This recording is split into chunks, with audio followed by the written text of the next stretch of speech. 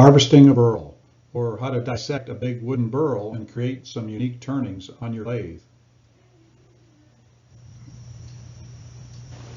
Hi, my name is Brian Horizon, and I've been a wood turner since 2010. I live in the Knoxville, Tennessee area, and recently my brother-in-law delivered a very large poplar burl that he had promised me. I'd seen some pictures, but I had no idea how big it was, but it was over 250 pounds, and he delivered it in the back of his pickup truck. So I started researching ways to dissect it or cut it up into useful chunks.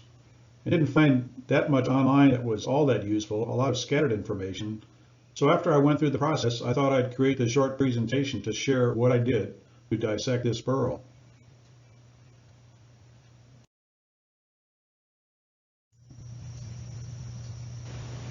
So how large was this burl? Again, it was much larger than I anticipated. It was over 3 feet long, over 2 feet in diameter. Luckily, I had a garden cart, and my brother-in-law and I struggled to load it off the back of his pickup truck onto my cart, and then I strapped it down and took it downstairs to give myself some time to decide on how to cut this thing up or do my burl dissection. I never thought of poplar as a very interesting wood, but this burl was too good to pass up.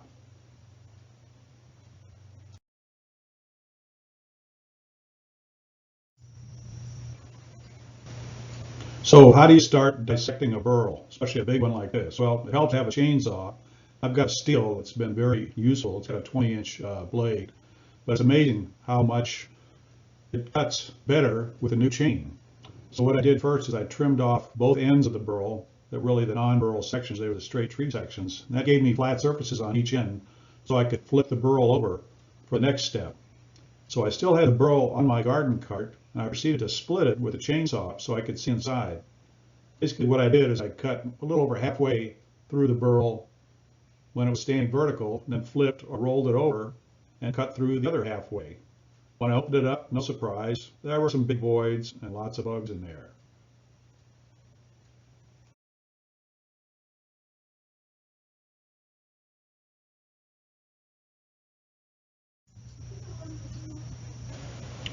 So I had two large parts, and they were small enough to where I could handle them on my chainsaw horse. And that's what splitting allowed me to do, to get the sizes down to a manageable level. So then I proceeded to cut the burl into pieces with an emphasis on retaining the outer broccoli-like areas that I'd use for later turnings. So this takes a little creativity in cutting, just to make sure you maintain those broccoli-like sections. And even when I cut the burl in halves, I had to decide on a line that would maximize the availability of these broccoli-like sections.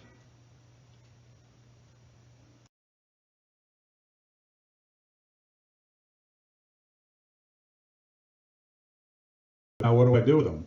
I forgot to mention in the last slide, you might have seen it on the chart.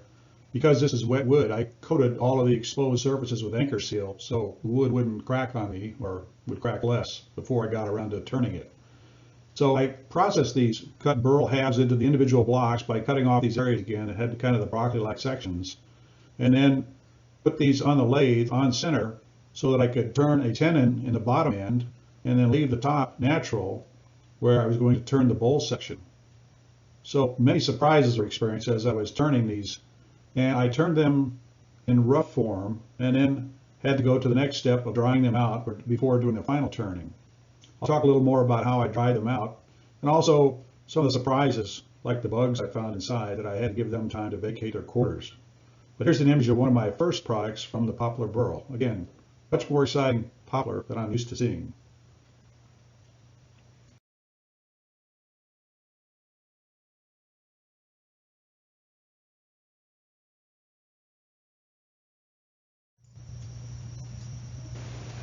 Here's two images of some of the turned pieces that I've made from this large burl. You can see as I turned the bowl section of this natural edge bowl on the left, there's some openings and voids. Again, I had to dust off the bugs and kind of clean out the dirty areas, but the grain patterns were pretty impressive. A lot of these I left the edges natural with the bark in place. I like to use Watco oil as a finish. It really brings the grain out of the wood. Image on the right, a little more of a vertical bowl, but you can probably see some of the openings and voids on the lower left of the bowl. Again, exciting grain patterns here. So I've got a long ways to go to get through all these burls, and it's going to continue to be a very interesting and rewarding exploration.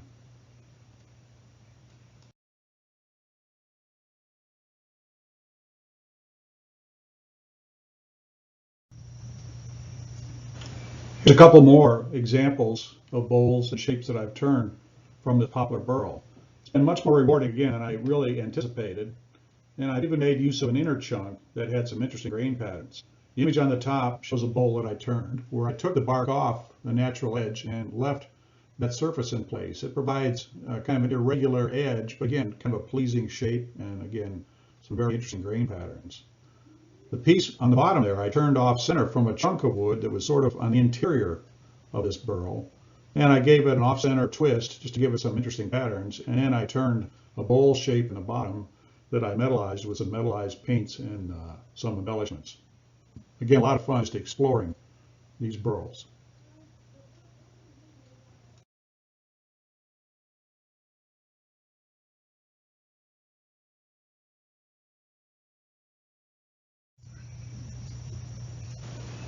Well, that's my brief overview of how to dissect a very large burl. Again, there's a couple of points I hinted at. One of them was that the wood was wet. After I cut it into chunks, I had to treat it with anchor seal. But then as I selected each piece for turning, I rough turned the piece and then dried it out. And here I accelerated the process. I didn't have to wait 6 months to a year for the piece to dry out. I used a drying booth that's based on a design by Rick Morris. And he featured this in an online Highland wood turning article from 2017. Here's the link that you can get the plans on how to make this exotic looking drying booth made from a box and a flashlight, or excuse me, a light bulb and a discarded PC cooling fan. Works great, and within a week's time, I'd gone from wet wood down to wood that was sufficiently dry to turn into the final shape. So this summary of my burl dissection gives you some background to help you think about how to process burls if you have access to some. There are a few other write-ups on the web and even some YouTube videos. Hopefully this write-up has provided you with some additional information so you can explore the burls if you had a chance to obtain one. You can view a PDF of this presentation on my website at horais, HORAIS.com if you go to the window on videos, etc. Again, I enjoyed presenting this information to you. Hopefully it's been useful. Thanks again.